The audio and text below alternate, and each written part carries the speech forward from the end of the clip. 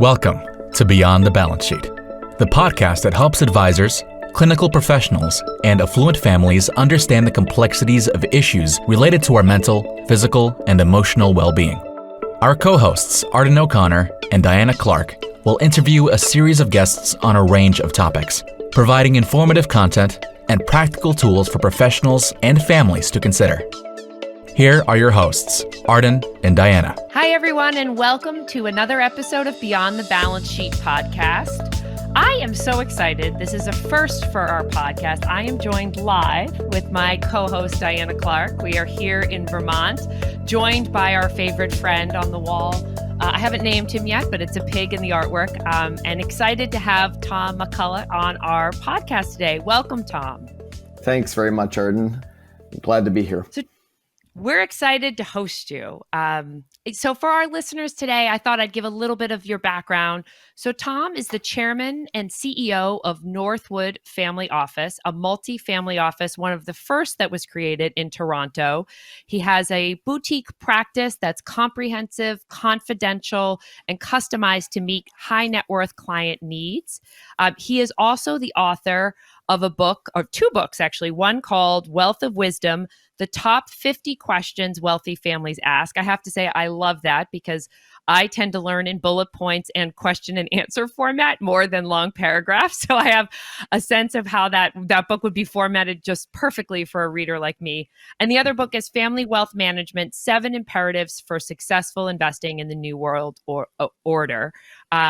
Tom has been in the wealth management field for over 30 years and has had senior executive roles at RBC as well as other firms, and we're excited to have him join us today. So I'm going to start off with a question about transitions in wealthy families. I know that you serve your clients over the long term, and I'm curious to hear from your perspective, Tom, how do you support families during whether they're financial transitions or emotional transitions? What does that look like in your role? Yeah, that's a great question. Keep in mind that we are viewed as a financial firm, so people often come to us with the thought that their issues are financial.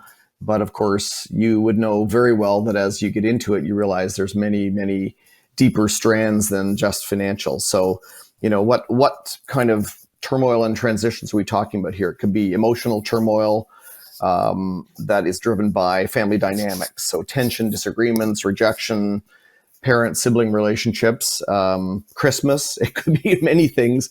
It could be financial issues, job loss, business sale, stock market drop, too much money. People are overwhelmed by money often. We've got a couple of lottery winners, and you can imagine the turmoil. Somebody going from having literally nothing to having $50 million. And then, of course, personal turmoil as well. So stress, guilt, physical, mental illness, all the things that you know well. But those are the types of transitions that I think we're talking about. And it's tricky to know where to go for some of those because if you're the person in turmoil, you have to assess yourself, what kind of person do I need? And of course, all these things are integrated. So here's the way we think about it. We think there's sort of dealing with turmoil pre the event, I'll call it, and then during the event. And of course, an event suggests a one-off situation. Obviously, it's often much more than that. But so for example, one of the things that we do when we think about the pre-event, and by the way, the pre-event is a little bit like an iceberg. When you see the tip of an iceberg, that's all you see. But well below that is all kind of the pre-event work that you can do. So for example, positioning. When a client comes to us, they know that we're holistic, and we in some ways we have the right to ask them all these more difficult questions. They sometimes come in and say, which money manager should we use? And we basically say, we have no idea about any of that. Let's talk about you. Let's start with you. And really that's our whole discovery process where we ask a whole series of questions. What are the best 3 things you've done for yourself and your family in the last 12 months? And how do you want to answer that question a year from now? And what keeps you awake at night? That one time recently we asked that question, and what came out was the mental health of a client's son and father at the same time. So that goes into the planning. And then, of course, you develop a plan. And we can talk about that a little bit later, but essentially it's gathering facts and setting out goals and starting family conversations. And then during the event, which maybe is sort of the origination of your question, but this pre-planning has to come first, is that you take all the pre-planning that you've done and you apply it. So you apply it with, you take the planning you've done and use that planning to help solve situations. But of course, it's not all, just technical. It's a lot of it's emotional too. And how do you support a family, and when do you call in specialists and so on? So we're literally at the rock face of all of these kinds of issues. One of the key things I've learned too is knowing what we're capable of and qualified to deal with, which is some of the pieces, and what we're not capable and qualified for, and how and when do we call in specialists.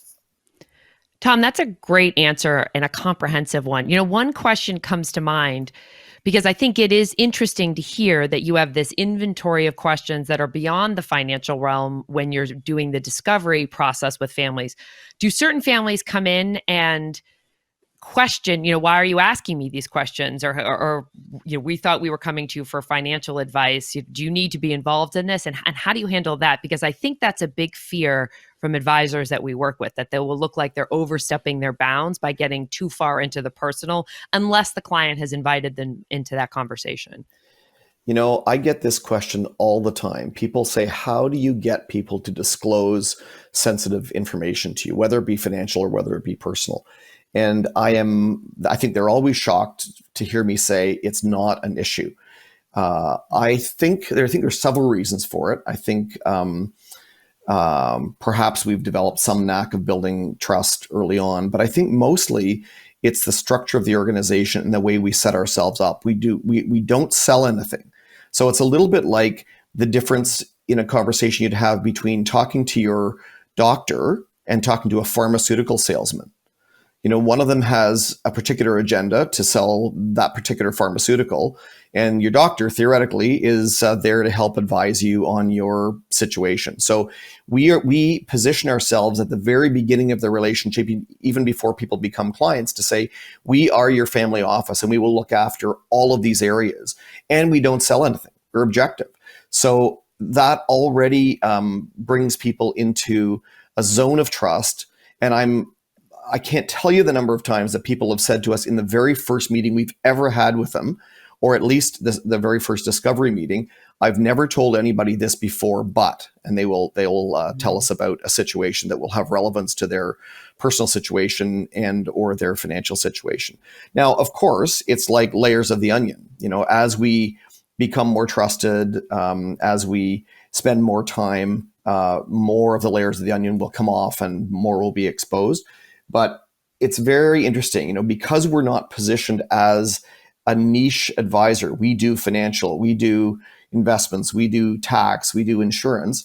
We're viewed as the family's overall manager. General contractor is sort of the way we think about it, or general practitioner. And because we're positioned that way, it's quite easy actually for us to play those transition roles and in many ways become the first and main call by our clients. So I just want to back up just a minute and thank you again for joining us today. It's my first moment to speak. So backing up to the pre-planning process, you're asking people these questions. I would imagine, though, that sometimes you don't have the luxury of that time, that sometimes a family is coming to you in a moment of crisis and you haven't been able to do the pre-planning. Let's say the death of a spouse young or unexpectedly. Mm-hmm. What kinds of things would you then want to implement? Yeah, that's a really good question. And I would say we have had the luxury, if that's the proper word, of having done some level of preparation for a lot of our clients.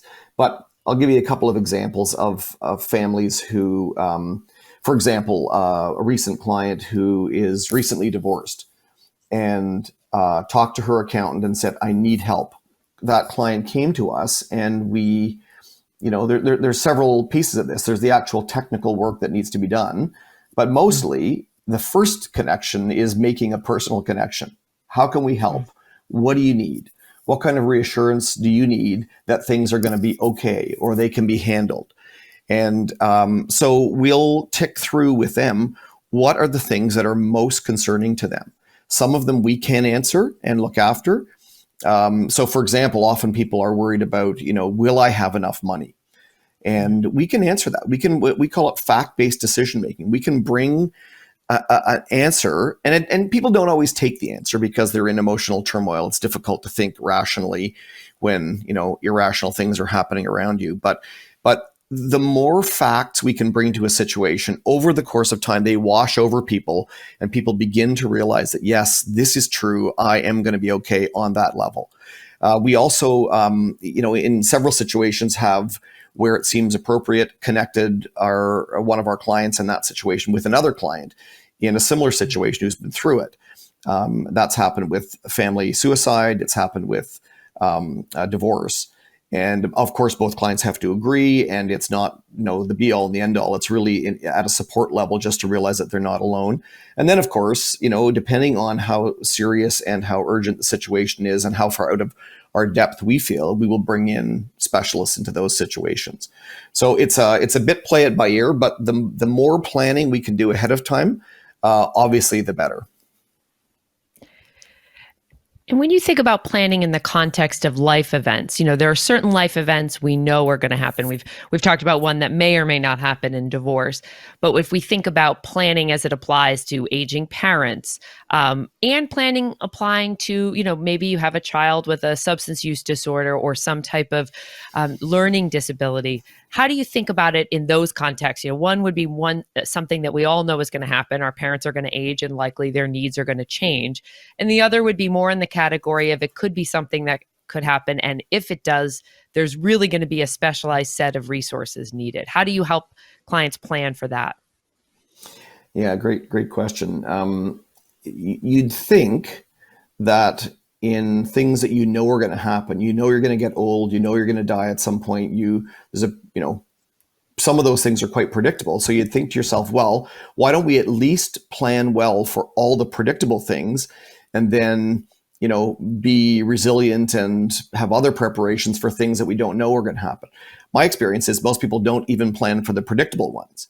So our view as a firm is let's get at least the predictable ones put to bed. So that might be developing an aging plan. And you mentioned one of the books that I co-authored, which is Wealth of Wisdom, the Top 50 Questions Wealthy Families Ask. We're doing a second version of that book in the Wealth of Wisdom series called the Top 50 or the Top Practices of Wealthy Families. And these are all exercises families can do, but one of them is an aging audit. So going through all the things that you should think about from an aging standpoint. And some of them are obvious, make sure your will is up to date and you've got powers of attorney. But other things are, what do you like to do? And what's your view on where you want to live? And what if you can't make those decisions? And a whole series of things. So where there's predictable outcomes, it's just really, really helpful to talk through those with families. And it's part of our process. It's not just, if we think of it, we'll raise it. When we tell clients at the beginning of the process of working with us, we tell them we will be raising the issue of an aging audit and the issue of financial or mental capacity and all those types of things. Mm-hmm. The ones that are surprises, even some of those surprises can be planned for a little bit. So a very simple example is, what happens if there's some substantial lawsuit or substantial costly medical issue? You build those things into a financial budget. You can't predict the emotional outcome of these, but at least you can build a plan so you're not ruined financially, which adds to the emotional burden. So there are some basic planning things you can do in things that are not you don't actually prepare for. And I think a lot of that too is just the resilience of the family and the family's ability to communicate and to deal with things that are surprises as they come along. And we're also involved in that process with them.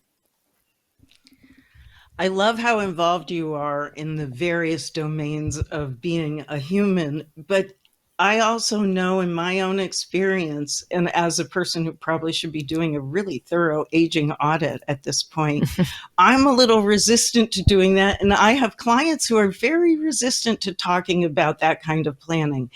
Even though you set the stage well, how do you get that person who is 60, 65 saying, oh, I've got 20 more years of good life. I don't need to talk about this right now? That question comes up a lot. I have to be really honest and say that I don't know if it's the way we present it or it is, we don't have a lot of resistance to it. It's kind of, maybe our clients are realists. It's not a pleasant subject. And I certainly know that, people, there's cultural norms where some cultures are particularly resistant to talking about it. But I would say in our families, I don't know, they seem to be open. Now, I don't mean they're always open right away. Nobody likes to have a capacity assessment. Well, they don't mind it if it goes well, but they don't like it if it doesn't go well. It has all sorts of implications. So capacity assessments are ones that I would say are worrisome for people because it starts a whole chain of events that it's really hard to stop. But I think things like an aging audit and thinking about, what do you want and what don't you want is often a good way to start the process, And a lot of them will have seen these issues with their parents, and many of those things would not have gone well because there was resistance and they didn't do any planning. So often we'll say, I'll give you an example. We'll often ask people if they've ever been an executor. And the odd, sometimes they have and sometimes they haven't. But if they have been an executor, they know it's a horrible job. And so one of our planning processes is a family records inventory where we record all of the information that an executor would need to be the executor of their parents' estate, for example. So it's a terrible, boring job to gather all that. We do as much of it as we can. And we have to answer some of those questions, but people are willing to do that because they see the consequences are terrible otherwise. Or what if you never want to leave your home and you want to age in place and it's never been talked about? So I find people, when you propose, this is what can happen if you don't plan, I find people have been, willing in general. And there's the odd ones that aren't, but I don't know, I guess we tend to bring them around over time. That's great. You've certainly contributed in a writing capacity, which I really admire because I know it requires a certain level of discipline. What prompted you and Keith to write this book and to think about the concept of the wealth of wisdom? Right. So my co-author is a fellow named Keith Whitaker. He is the best writing partner I could imagine having. He is first of all, a great writer and has become a great friend and is wise beyond his years. And his organization is actually called Wise Counsel Research, so it fits very well. But it's interesting. They say you should write the book you want to read. And I've been in this field for many, many years, 30 plus years. And many people have asked me many questions over time. And I thought, wouldn't it be interesting to coalesce all those questions into one place and have them available for people? I mean, yes, everything's on the internet technically, but it's a big job to go and find those things. And who would know what the top 50 questions are? I know, and Keith knows, because we've been in this field for so long. And then I've always had this view of, one person doesn't know everything. And the world and the life of wealthy families is extremely integrated and everything is context. And so we thought, what if we identified these questions and instead of answering them all ourselves, which we could given our experience, what if we went to the person in the world that we thought was most qualified to answer that question and get them to answer it? And then coalesce all of those into one volume. And the response to that has been fantastic, both in terms of, book sales for a very, very niche little book, but also just the reaction from people and the number of people I know who keep it handy on their desk and refer to it as a reference. So it's really just been really exciting to see, and we've built all sorts of connections, and a lot of the contributing authors have received many calls from clients or from readers directly who want to delve more deeply into a particular area. And so I alluded earlier on in the call that we're working on our second book in the Wealth of Wisdom series, which is called Top Practices for Wealthy Families and Their Advisors. And it's a series of, I think it's going to be 50 or 60 practices, exercises, self-assessments, checklists that families can use themselves or with an advisor to address issues. One of them is an aging audit. One of them is if you're concerned about mental capacity in a family member, how do you go through and identify these issues? How do you choose good trustees? How do you figure out, what your asset allocation should be? How do you talk to a professional advisor about that? What can you do to prepare yourself? How do you send your kids off to university? Some kind of sending ceremony that registers in their mind that this is significant. So we didn't put very big constraints on people. We asked the people that we respect and said, what is a practice that you have used? It's kind of like a great recipe. What's something that you've cooked for your family for years that they love that you can pass on? And so we didn't shoehorn them into a particular exact format. We said, what's a practice that you have used with families that you can share, whether it's a family member themselves that's sharing it or an advisor to families. So it's we have virtually all of the chapters in hand. We're in the process of editing them and putting them into sections and writing our piece of it. And it's due to go to the publisher in early February of 2022. So we're very excited about that. Wow, you're busy too. If it's back in your hands, you have your job. The easy Correct. part of that book is sending out the request. Now you have to look at it all, right? Well, there's a little bit of herding cats involved in that process, as you can imagine. There's probably about 75 or 80 people because there's some co-authors. So that's a lot of cat herding. People have been fantastic, but people have other lives and are busy. So and it takes a lot of follow up. So it's but it's a challenge. It's a great challenge, and the wonderful thing is just honestly all the fantastic people we've met and gotten closer to in this process. That's great. So I want to take you into the Wayback Machine and imagine that you are 26 years old again, or 25, and you are just starting out in your professional career. What advice would you have for that man? Well, I'll give some context to your readers and listeners that I just had my first grandchild 4 months ago. So I'm at that stage of life. And so thinking back to age 25 is definitely a time machine that would have to work pretty hard to get itself back there. But so what would I say to my 25-year-old self? I would say two things. Be easier on myself and others. I would say practice more grace, both to myself and to others. It's a little bit like that iceberg analogy I was using. When you see the tip of the iceberg, when you see somebody, at the office or at your home or in a situation, all you're seeing is the little bit of them that they're showing you. But what is down below? And it's years of trauma, history, self-doubt.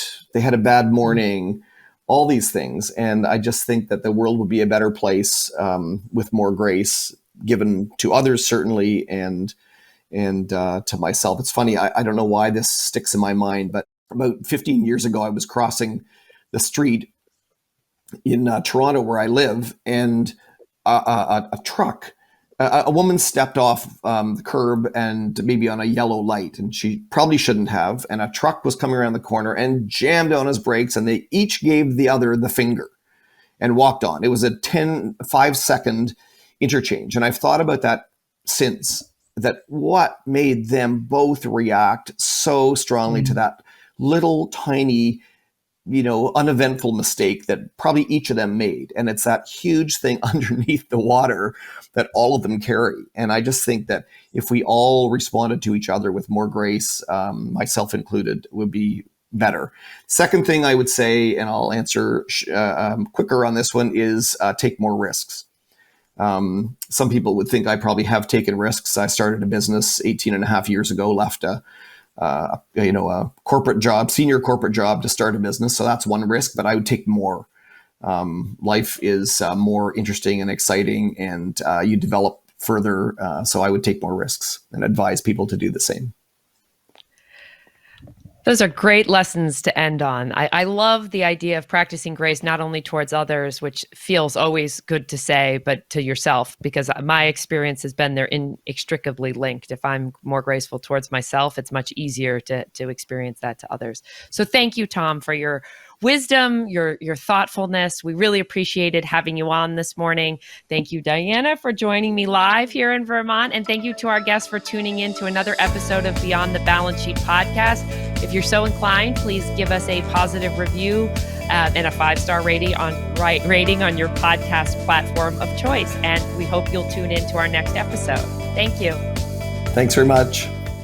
Thank you for listening to Beyond the Balance Sheet, a podcast designed to help advisors, clinical professionals, and affluent families solve some of their biggest medical, psychiatric, and emotional challenges. Visit beyondthebalancesheet.com to read more about our guests and resources, and sign up for our newsletter.